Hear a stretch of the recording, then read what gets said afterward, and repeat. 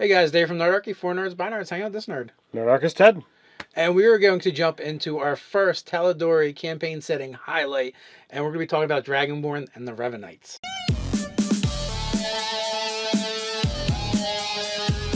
Jump down the description below where you can sign up for Nerdarchy the newsletter, get weekly gaming tips, as well as learn how to game with us. You can also drop down to the description where you'll find a link to get your copy of the Mercer campaign setting, Tal'Dorei campaign setting. You know, this is the world they play with Critical Role. It's put out by Green Ronin.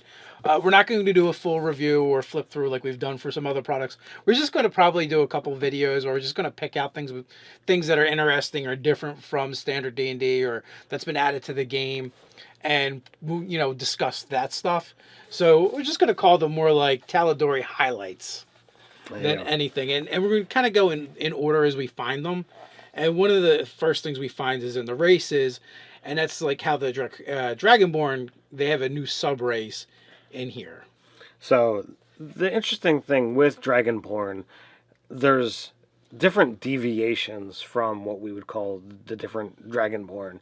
There, they have Dragonborn Draconians, and then they have Ravenites, however you want to call it. The typical Draconian is like the out of Dragonlance, without all the crazy spell effects, but the important thing is they've got tails. Yeah, they're pretty much your standard Dragonborn. They stem from different colors, like other Dragonborn. I think here they've gone to more of they've colored scales more so than the muted browns that's in the player's handbook. And like you said, they have tails. So it's kind of cool. The more interesting part is that they decided because they have tails, they're better than their Ravenite kindred, and enslaved them and make them toil in mines. So for generations, the tailless were enslaved and forced to work. And I guess because of that, they lost whatever elemental affinity that they typically had. I don't know how that changed being in the mines. Maybe there's a certain, or maybe it's just a subspecies and it's evolved for whatever reason. It probably because it actually would have happened beforehand because they didn't have the tails. Then they were slaves, not the other way around. So who knows? But the important thing is the Dragonborn used to have their own homeland.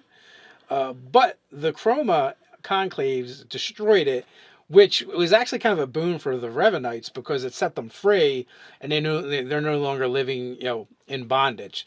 So that's good for them. Now, in here is included are the stats for the Ravenites in case you want to play one in your game.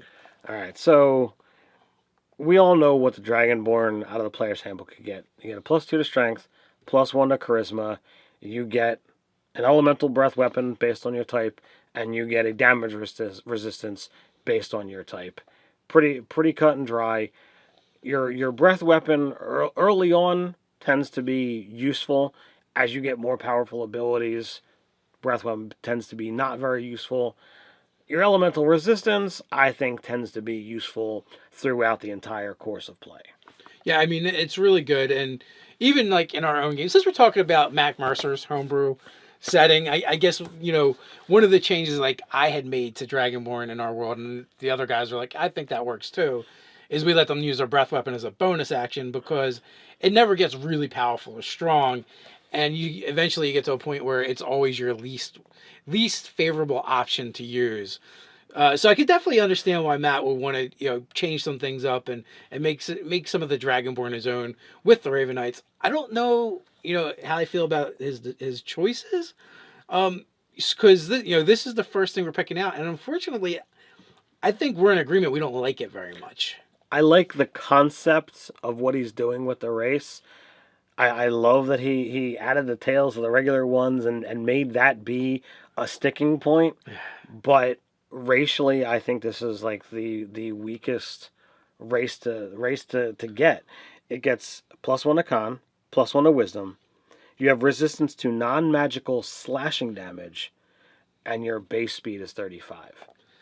Yeah, so like the base speed 35 lines right up with the Wood Elf. But then, the Wood Elf gets a bunch of other things too. One, they get another stat adjustment. They get the ability to hide. They get, the elven racial weapons. They get the weapons. They get the trance. They get the all this Fey whole elven ancestry. the whole elven package.